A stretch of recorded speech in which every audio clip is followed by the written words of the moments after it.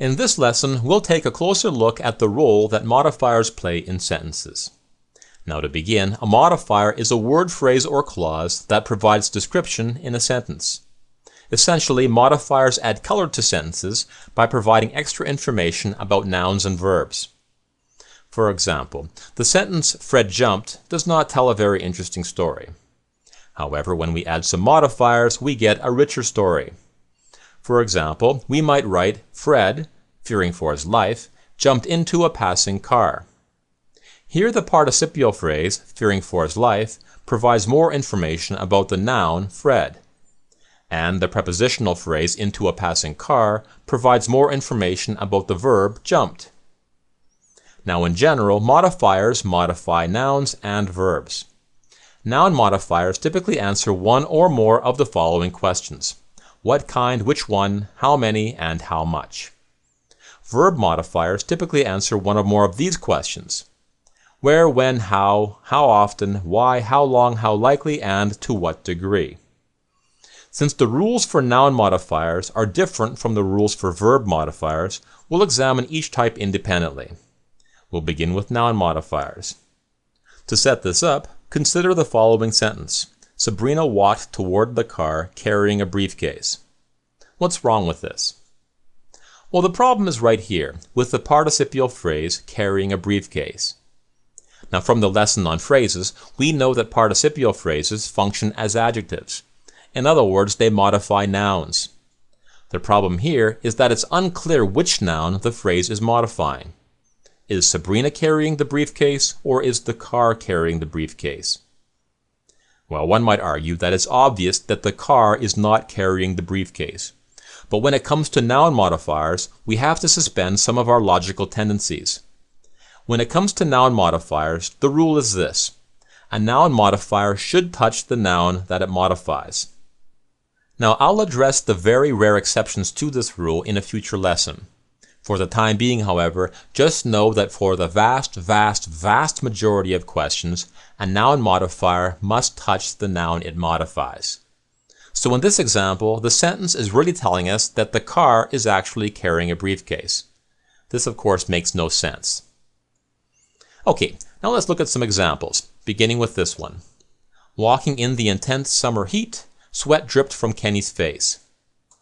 Notice that this sentence begins with the participial phrase, walking in the intense summer heat. Since this must be a noun modifier, we know that it must touch the noun it modifies. Well, here the word that touches this modifier is sweat. So this sentence is telling us that sweat was walking in the summer sun. This is obviously not correct. Now, when it comes to sentences that begin with a modifier, it's a good idea to stop when you reach the comma and ask the question that the modifier raises. If the sentence is properly constructed, the part that follows the comma will answer that question in a logical manner.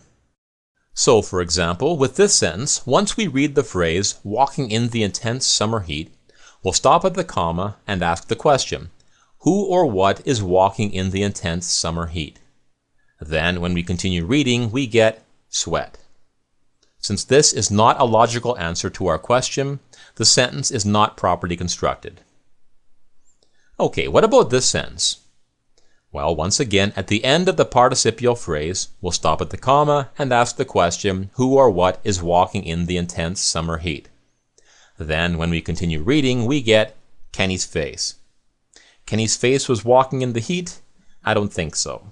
Since this answer makes no sense, the sentence is not properly constructed. Alright, what about this version?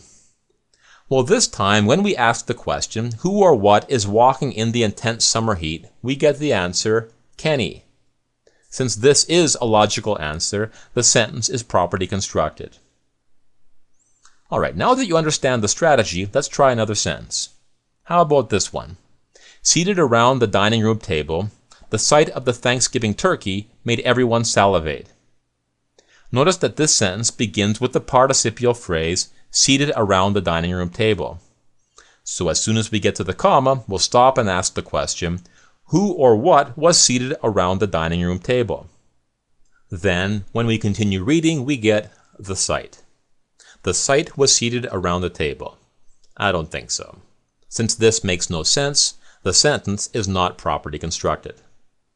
One way to fix this is to write, seated around the dining room table, everyone salivated at the sight of the Thanksgiving turkey. Here, the word everyone properly answers the question, who or what was seated around the dining room table. Alright, so with noun modifiers, the rule is that we should, in almost all circumstances, place the noun modifier next to the noun it modifies. Alright, now let's discuss verb modifiers. When it comes to verb modifiers, the rule is a little more relaxed, but not much. The general rule is this: place verb modifiers close enough to the verb they modify in order to prevent ambiguity. So consider this sentence. Martha served sandwiches to the children filled with cheese. This sentence has two modifiers. One modifier is the prepositional phrase, to the children. This phrase modifies the verb served, because it tells us how the sandwiches were served. Notice that since verb modifiers need not be placed next to the verbs they modify, it's okay to have the phrase way over here. Now the other modifier is the participial phrase, filled with cheese. This phrase is intended to modify the noun sandwiches by telling us what kind of sandwiches. Now as it stands, this sentence breaks the rule about placing a noun modifier next to the noun it modifies. In fact, as it stands, this sentence is telling us that the children are filled with cheese, which is obviously incorrect. To fix this sentence, the phrase filled with cheese should be placed next to the word sandwiches to get Martha served sandwiches filled with cheese to the children. Notice that even though the verb modifier, to the children, is not placed next to the verb served, this sentence has no ambiguity.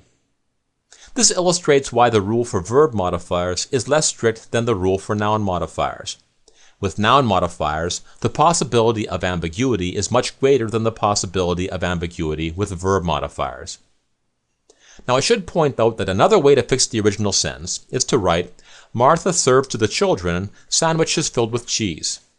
In this case, the verb modifier to the children is next to the verb served, and the noun modifier filled with cheese is next to the noun sandwiches. Alright, let's move on to another sentence.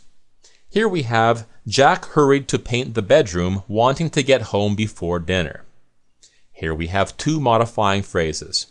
We have the infinitive phrase, to paint the bedroom, which modifies the verb hurried.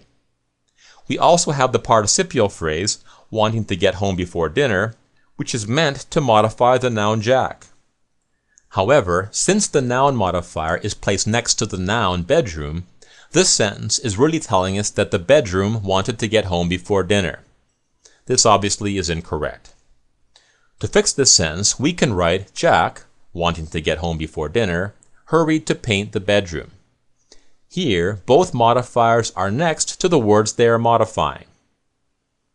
Now another way to fix this sentence is to place the noun modifier first, as in, wanting to get home before dinner, Jack hurried to paint the bedroom. Alright, now it's important to note that since the rule for verb modifiers is less strict than the rule for noun modifiers, the way we handle sentences beginning with verb modifiers is different from the way we handle sentences beginning with noun modifiers. For example, we learned that if a sentence begins with a noun modifier, as in this sentence, we should stop at the comma and ask a related question, who or what is walking in the intense summer heat? Since the sentence begins with a noun modifier, the next piece of information must answer that question, and in this case, it does. Now compare that example to this one. This sentence begins with a prepositional phrase throughout the entire movie. Now in an earlier lesson, we learned that prepositional phrases can function as either noun modifiers or verb modifiers. So if we make the mistake of assuming that this phrase is a noun modifier, then we'll stop and ask the question, who or what is throughout the entire movie? When we read on, we get the answer, Bob and Doug. Bob and Doug were throughout the movie? I don't think so. Since this doesn't make any sense, we might conclude that this sentence is faulty. However, in this instance, the prepositional phrase throughout the entire movie is not a noun modifier. It's a verb modifier that modifies the verb talked by telling us when Bob and Doug talked. Since the prepositional phrase here is a verb modifier, we can be more relaxed about its placement. Remember that with verb modifiers, our main goal is to prevent ambiguity. Well, in this sentence, if we examine the part that follows the prepositional phrase, we can see that there is only one verb here, talked. So the phrase throughout the entire movie must modify the verb talked. Since there is no ambiguity here, this is a totally acceptable sentence. Alright, that concludes this first lesson on modifiers. Let's summarize. In this lesson, we learned the kinds of questions that noun modifiers and verb modifiers answer, and we learned some rules and strategies for handling both types of modifier.